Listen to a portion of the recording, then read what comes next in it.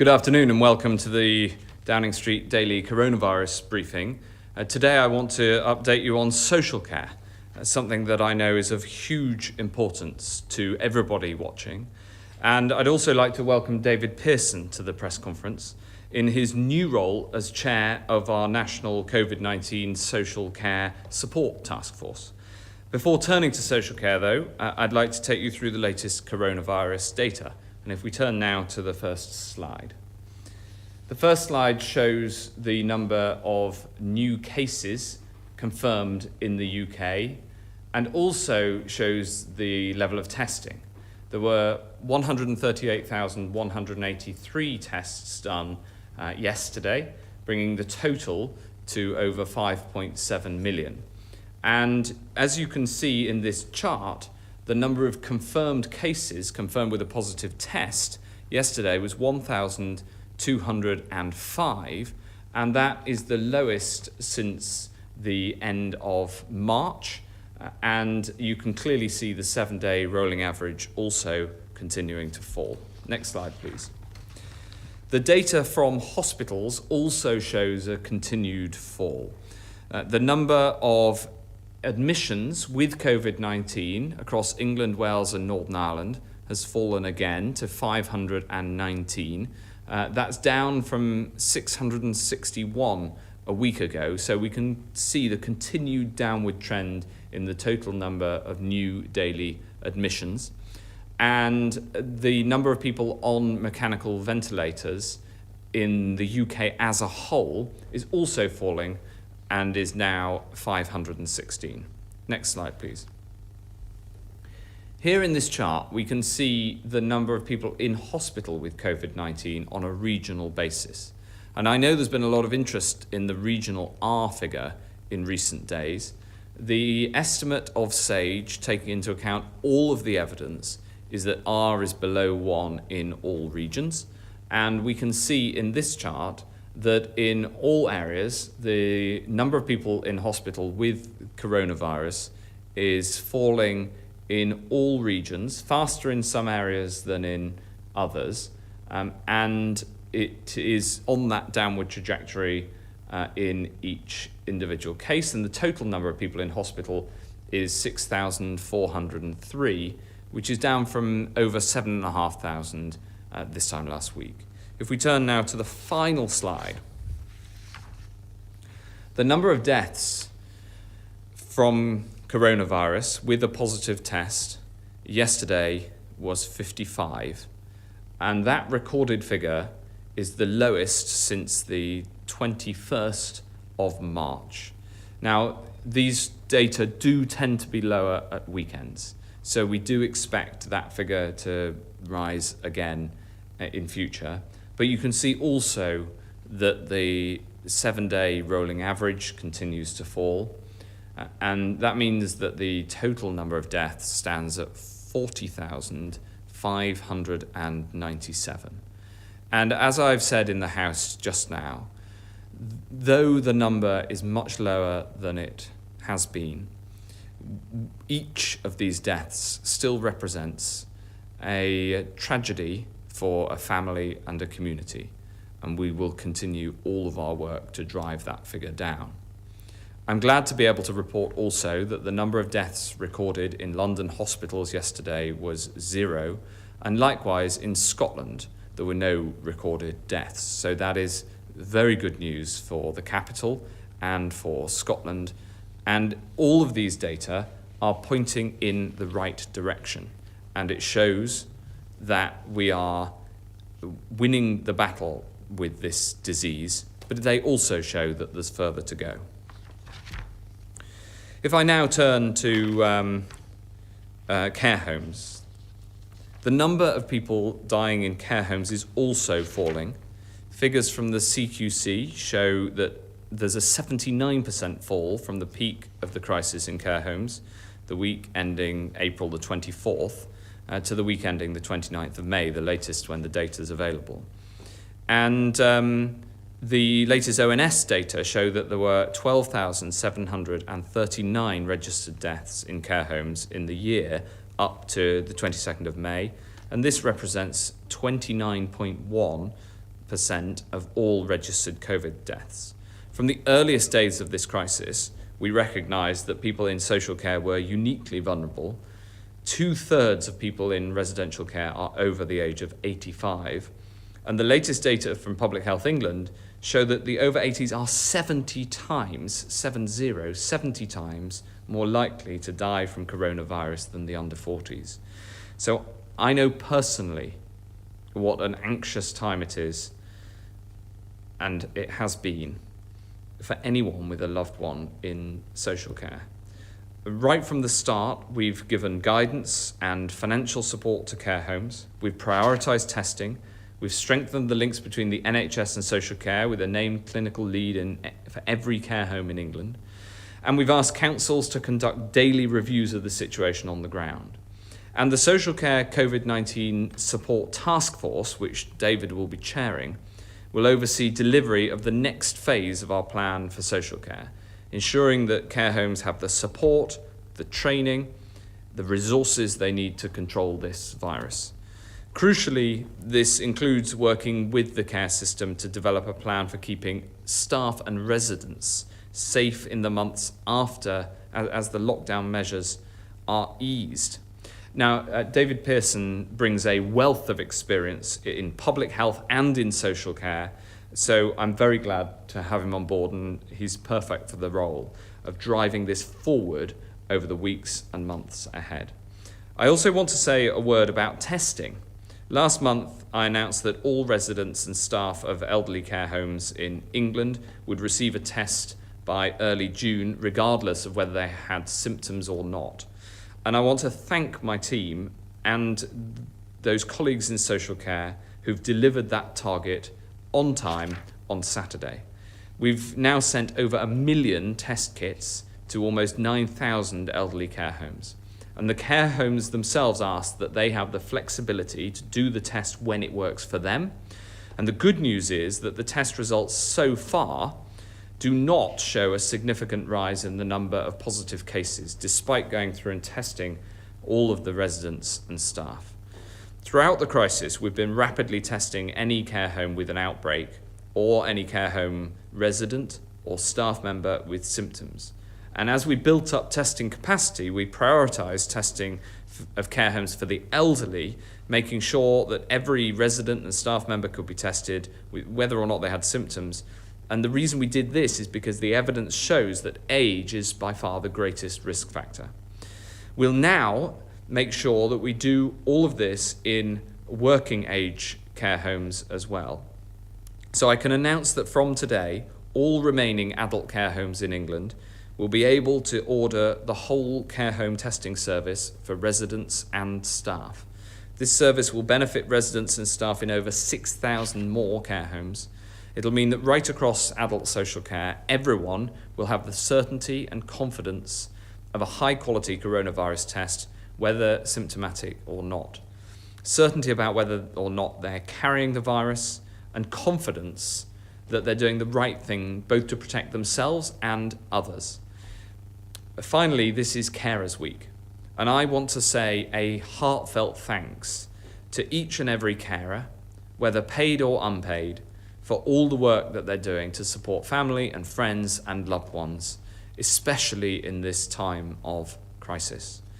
Your duty and your devotion to a job that you do with love in incredibly challenging circumstances, they're a huge inspiration as we work through this crisis together. I understand what a worrying time it is, and it's not just because of the risk of the virus, but because you haven't physically been able to be with your loved ones. But that day, when we can reunite, is getting closer. The curve continues to come down. The NHS has been protected. Our vaccine development work is making progress. We're winning the battle against coronavirus. So please stay alert, control the virus, and save lives. And I'm now going to ask David to set out the next steps in the Social Care Action Plan and the work to control coronavirus within social care and protect residents and staff that he'll be leading. Thank you very much. This virus has had a profound effect on all of us, but particularly the residents of care homes, and the many people who receive social care and support whilst living in their own homes. For families, there has been the worry, and sadly, in some cases, the grief for the loss of a family member due to the impact of this disease. There are 1.5 million people working in social care in England, in care homes, home care, day services, personal assistance, and many other forms of care and support, as well as a range of voluntary sector initiatives. All these services helping to keep people safe and lead the best possible lives in these circumstances. They work in 18,500 organisations and 38,000 different settings. They have demonstrated extraordinary acts of kindness, compassion and commitment. We owe those of you who work in social care our gratitude for all that you do every day. The work we need to do now is to support people who receive all these services and those who work for them, learning all the things that we've learnt around the international evidence about what keeps people safe and enables people to live the best lives they can. Over the last few days, I have read some of the care homes resilience plans that have been submitted by local authority chief executives working with care providers, directors of adult social services and directors of public health, working closely with local health services. From this, I know the enormous efforts that are taking place locally to provide the necessary support and resources that people need, ensuring the supply of personal protective equipment, supporting the implementation of the testing programme, providing the NHS-delivered training programme in care homes on infection prevention control, the appointment of a clinical lead for each care home, a consistent person to oversee the treatment of residents and the support of home staff, a range of support for the workforce, including extra payments to ensure that cover is provided and safely in homes. The task force will bring together the concerted and determined actions of central and local government with care providers. Our focus will be on stopping infection whilst trying to ensure the well-being of all people who receive care and support, whether they live in care homes or at home. Social care has a crucial role to play in supporting the people who receive care and support and their carers. And our job is to harness our efforts as we go through the various phases of this pandemic and support social care in its crucial role. Thank you. Thank you very much, David. We'll now take questions from the public before turning to questions from the media. And the first question by video is from Rebecca from Northfleet. Rebecca. Northern Ireland have announced they're allowing weddings again. Will more weddings be permitted in England? Well, thank you very much, Rebecca. The answer is just, I'm afraid, the same answer I give to so many questions about what will we be able to do in future, which is that I would love to see the joy of big weddings being able to start again, and we will do that when it is safe to do so. But unfortunately, as we all know, mass gatherings, the gatherings of over 6 people, are against the rules because we've got to control the virus. So I'm terribly sorry not to be able to give a more positive answer about when we can once again have big celebratory weddings. But I really hope, Rebecca, that by controlling the virus and getting the numbers right down, we can start to release more measures. And one day, we'll get to big weddings. Thank you very much. Next question is from Andrew from Anglesey. And Andrew from Anglesey asks, some scientists are saying the R number is at 1 in some parts of the country. Are you going to lock down these parts of the country? And how would this be policed to stop people travelling to other parts of the country? So, Andrew, this is an incredibly important question. And the approach that we're taking is to keep R below 1 across the country as a whole, which means that the number of new infections will continue to fall. That is our goal, and you can see from today's data that the plan is working. but also that if we see outbreaks in a particular area, then we'll take local action. And in the first instance, this will mean, for instance, action in hospitals or in particular care homes to make sure that there's control of those outbreaks. And David, I might ask you to comment on what we do to control individual outbreaks in care homes.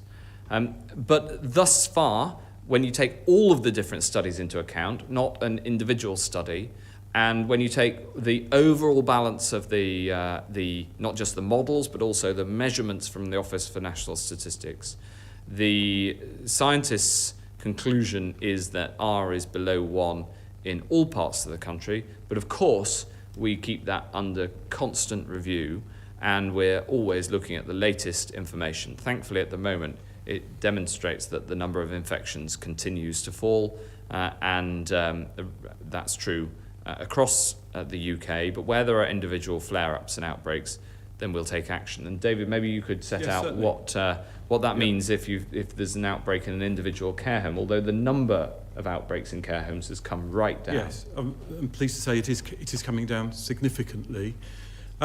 First of all, at a local level, directors of public health, directors of adult social care and local authority chief execs with health services are keeping a very close watch on what is happening in care homes and helping their care homes with the testing regime to ensure that we understand who is infected in terms of residents and staff, particularly as over the course of the last several months across the world it's become clear that there is much more asymptomatic, many more people who test positive who are asymptomatic, in other words, have no symptoms, and therefore the testing is critical to understand who has the virus, and then making sure that people, if you're at work and they have the virus, they take time to isolate and come back hopefully fit and well, but they're not actually generating further infection in the home. And secondly, to ensure that we understand who amongst the residents has the virus, that they get the appropriate support from the clinicians, and they are in an appropriate environment within the home. So actually making sure that they are isolated and that the staff who work with them have the appropriate PPE, personal protective equipment, and the appropriate clinical advice about how to best care for them. The Public Health Protection Agency are also involved in this, so specialist teams who can advise care homes about the management of those infections at a local level. Thanks very much, David. And so, in the first instance, this local action will be for instance, in hospitals or care homes where there is an individual outbreak. And so we'll try to be as localised as possible. Further measures are available, and we could take further measures in terms of local action. But we hope to be able to avoid that by finding a much more localised spot where there's an outbreak in order to take very local action, and then be able to test the community nearby to find out if there's been further spread. And so that's the approach that we're taking, much more about targeted local action, and I hope we don't therefore have to resort to the sorts of measures that you mentioned, Andrew. Thanks very much. 2 excellent questions from the public. The next questions are from the media, and the first I'm going to turn to is Hugh Pym from the BBC. Thank you very much indeed, Secretary of State. You said in the House of Commons this afternoon that coronavirus is in retreat across the land. I was wondering if you could spell out why, in more detail, you felt confident enough to say that, given there is obviously always the possibility of a second spike. Thank you very much, Hugh. I think it's important to look at all the figures and all of the information and all of the scientific advice. And the good news is that whilst this is clearly not over, there is progress on all of those statistics. The figures on the number of people who've died do tend to be lower at the weekend, but were 55 yesterday across the country as a whole, and as I said, 0 in Scotland and in London hospitals. And the number of new infections is down to just over 1,200 recorded by positive tests, which is the lowest that we've seen for several months now. In care homes, the latest weekly figures show an almost 50% fall in the number of new care homes reporting an outbreak compared to the week before. And if you look at the total number of excess deaths compared to number of people who normally die at this time of year across the country, that has come right down as well. So when you look across the board, it is clear that coronavirus is in retreat across the country, but we must be vigilant and we must be cautious, and we are taking a safety first approach. It means that we can proceed with our plan of making some changes, for instance, looking towards the proposals that have been made next week on the retail sector, and that people can have confidence to take their children to school in the 3 years that we've opened so far. Those are carefully and safely calibrated to be able to make steps out of lockdown without having an undue positive impact. But we keep all of these things under review. Can I ask David Pearson a quick question on social care? Of course. Care homes, some have reported feeling abandoned.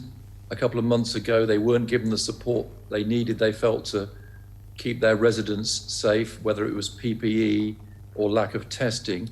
What lessons do you think have been learnt from that time?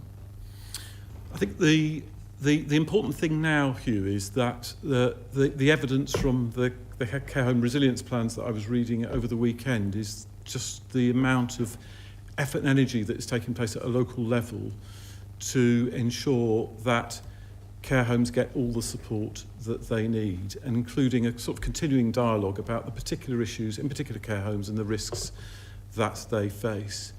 And that's taking account of all of the new international evidence that I've referred to earlier. So understanding about the level of asymptomatic infection amongst residents and staff, ensuring that we have within that, and that's testing, making sure that we work with the care homes to ensure that they have the staff that are trained appropriately in infection prevention control, both to protect the residents and to protect themselves, as well as the additional resources that have come from the 600 million Infection Prevention Control Fund to help support the workforce costs of covering care homes safely. So I think the point about this is that it's the totality of those measures that make a difference. There was already some great work taking place at a local level. I've heard about it up and down the country. The point about this virus is it is so pernicious that we need to put everything in place all at once, right consistently across the country. And that's our task for the task force and the wider network of health and care services. Thanks very much, Hugh. The next question is from Paul Brand from ITV. Paul. Thank you very much. Firstly, to the Health Secretary. We've been filming today in Surrey with families who've moved in full time with their loved ones because they are so afraid of the risk of COVID-19 in care. Can you honestly tell people tonight that it is now safe to send their loved ones into care homes? Yes, Paul. The answer is that with all of the measures that we've put in place over the last few months, all of the billions of pounds extra that we've put in, it is clear that the epidemic in care homes is coming under control. That measure that I just read out, that in the last week, the latest weekly figures show an almost 50% fall in the number of new care homes reporting an outbreak, shows a significant progress. And even those care homes where there are cases have very strong infection control procedures in place. And in fact, if you look at the proportion of people in the UK who have sadly died in care homes, it is significantly lower than comparable countries across Europe. And I think this shows that the measures that we've put in place and strengthened over time have had that positive impact. But I also, of course, understand why people are worried. Of course I do. It's natural. And we'll keep on strengthening the measures. You know, this isn't over. And I think bringing in David, who we've been working together on this for some time, but but bringing in David as the chair of this task force now demonstrates we will continue to strengthen the measures in care homes. Just a quick follow-up, actually, to David Pearson, if I may. What is it that you think needs to be put in place now that perhaps wasn't put in place before? And do you think it's accurate to say that a protective ring was put around the care sector? I think what we need to put in place now is the measures that I've set out, which have been brought from the evidence that's been available across the country but internationally about the sorts of outbreaks that people have had all over the world and how they have dealt with them. We've been keeping a very close eye on that international evidence through SAGE and through Public Health England, which has informed the plan that you've got before you today. So I think it's that we have to be vigilant about the future. We have to make sure that we're continuing to learn across the world and in care homes and in all of our settings about how we can apply new things as we take this forward.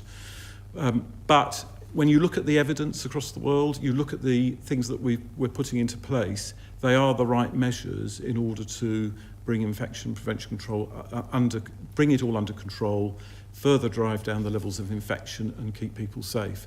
And must be our commitment as a country towards the people who are amongst the most vulnerable in our communities. Thanks very much. Beth Rigby from Sky. Thank you, Health Secretary. Some scientists are worried that you're lifting the lockdown too early and risking an insurgence of infections because of your fears for the economy and the threat of millions of job losses. It's a very difficult trade-off that you've got to make here. What mortality rate do you accept we'll have to live with to reopen the economy? Is it 50 deaths a day? Is it 100? Is it 200? Is it more? And Mr. Pearson, if I may, we've had a particularly acute coronavirus crisis in our care homes, a crisis that some countries have managed to avoid.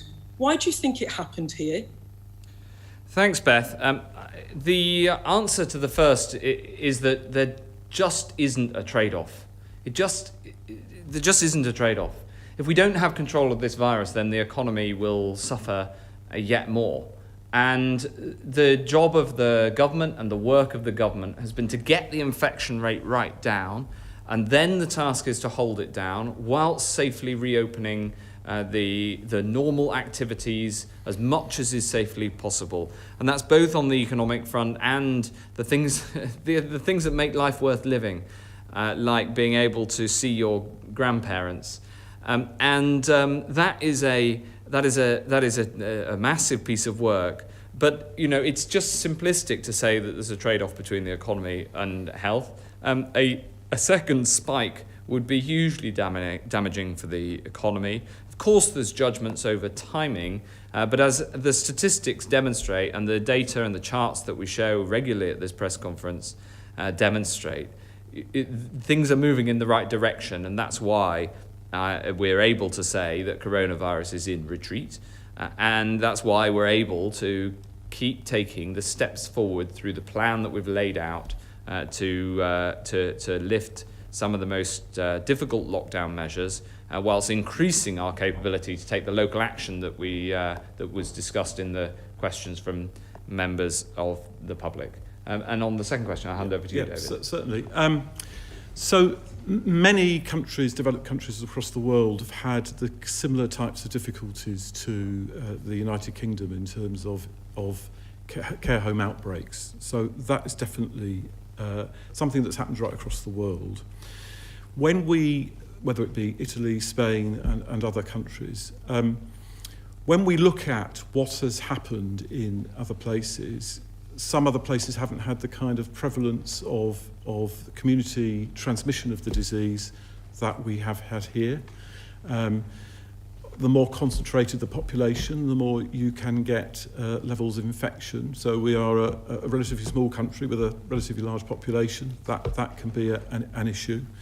So I suppose when you look at that international research, what you come across is that some countries like us have had those outbreaks, have learnt about the totality of the measures that need to be put in place, about the way in which the disease is transmitted and the impact on the care sector. And I've put in just the sort of measures that we are here. So the focus for the future is making sure that we continue to learn, because we will learn more about this disease, both in its community transmission and in care settings, and we have to be very agile and quick to learn whatever is coming forward from both the UK and other places in order to adapt our plans. They will not stay the same. We will flex them necessarily so to make sure we have an impact.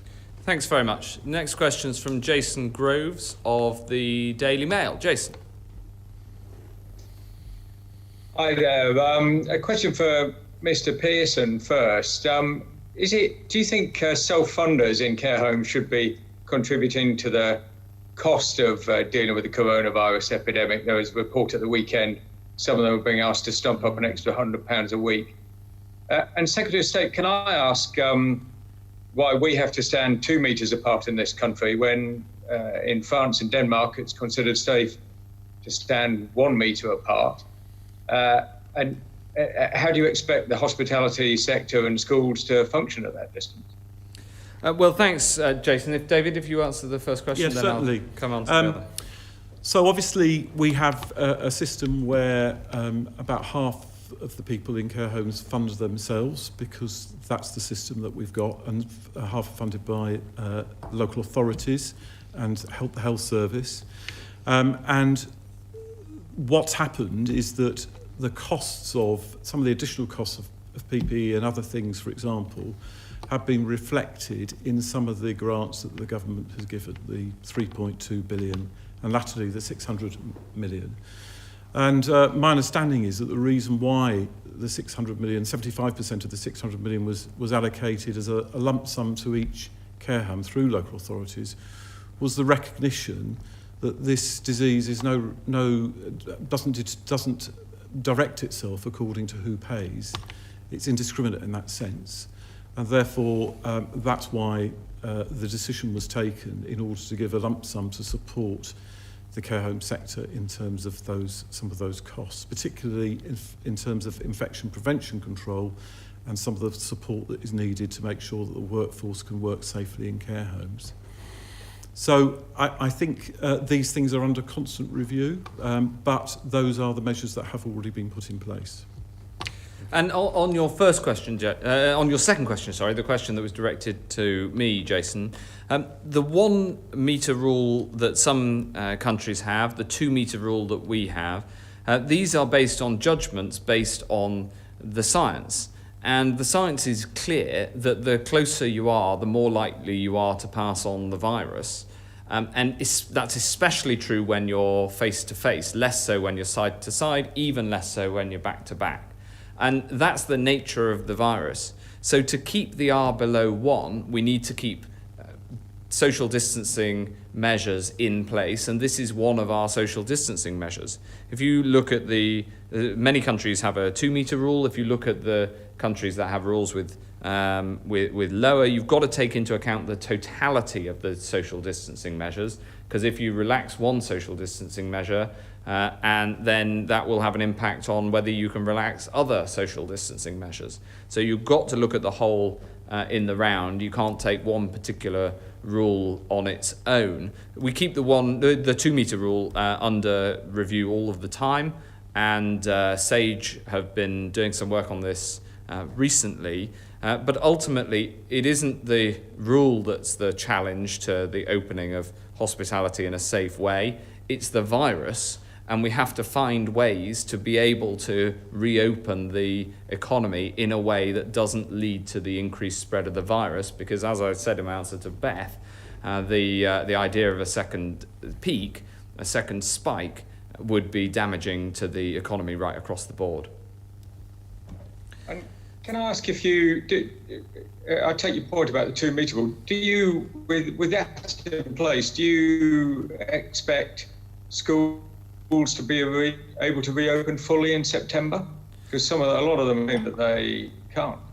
Well, that is our current working plan, is that they won't open secondary schools won't open until September at the earliest. I very much hope that they can, because the impact on children's education is so significant. But what we have to do, not only in schools, but right across the board, is work out how we can get the other things that matter going, like schools, like hospitality, especially outdoor hospitality, like retail, but get them going safely and carefully in a way that doesn't lead to the spread of the virus.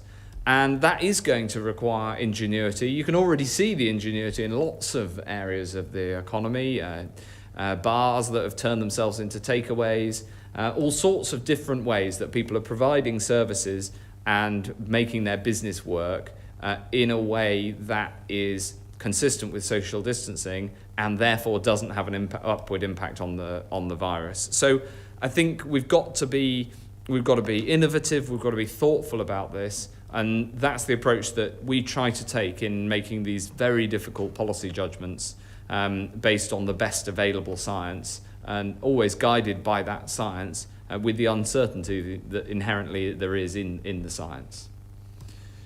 Thanks very much. Next question is from Haroon Siddiqui at The Guardian. Thank you. It's Sadiq, by the way, not Siddiqui. I'm very sorry about that. My dyslexia got ahead of me, so I apologise. That's okay. The question I wanted to ask you, Secretary of State, is if, as you and the Prime Minister say, that Britain is not a racist country, which implies that there is not structural racism in the UK, please can you explain why Black, Asian and minority ethnic people are disproportionately dying from COVID-19? And please could you also explain why Black people are being fined disproportionately under lockdown rules? Well, Haroon, the absolutely critical piece of work is to follow on from the PHE report that was published last week with the answer to the question, objectively and based on the science, why is that death rate higher, and take into account all the different considerations. You know, the importance of getting the science right around this is critical, and that involves making sure that we look into the different considerations, like the different occupations that people have, the different levels of comorbidities, and other factors such as housing, because we know that diseases like this spread more in lower quality housing. Take into account all of those factors and then act. And that's the approach that we should take. And it's the approach that we've kicked off that next bit of work following the PHE review, and Kemi Badenoch is going to be taking that forward, working right across government. And as and when we find conclusions to that, we will absolutely we will put them into place. Thanks very much. And the final question is from Torquil Crichton of the Daily Record. Good afternoon, Secretary of State. Two questions, if I may, on quarantine. Your 14-day self-isolation policy is up for review in 3 weeks, which is just enough time to make a beach booking around the English school holidays at the end of July, but not the Scottish school holidays, which start in June. And to be fair to everyone across the UK, shouldn't that review be earlier? Shouldn't these air bridges be announced now? And in direct relevance to your own department, I'd like to know your comment on these reports we're getting that doctors and nurses, medical staff returning to the UK will not have to go through 14-day quarantine. They can go straight to work. But hospital porters, care staff, social workers, and cleaners in hospitals would have to self-isolate for 14 days if they came back on holiday. Is that what the guidance says? Well, I'm really clear on the importance of the quarantine being due to the lower incidence of new cases, and that's the basis on which this is introduced as opposed to at the peak, is because at the peak you have a higher level of community transmission domestically, And so the proportion of new cases that come from people coming from overseas is much lower, even for the same number of new cases coming from overseas. So that was the that was the decision that we took, consistent with that scientific advice, and we're therefore implementing the policy at the what we judge to be the right time in the spread of the pandemic. And for those who aren't able to go abroad for a holiday, I know the impact that will have this summer. I understand that, and I just hope that we will be able to get to a position where people will be able to go on holiday, including domestically, and to safely and carefully and in a COVID secure way.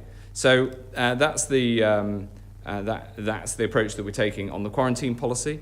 You asked specifically about the exemptions. There are some very limited exemptions, but the numbers coming through the exempt categories, for instance, those who've been dealing with coronavirus in other countries and are returning and have been doing that because of medical need of mutual medical aid.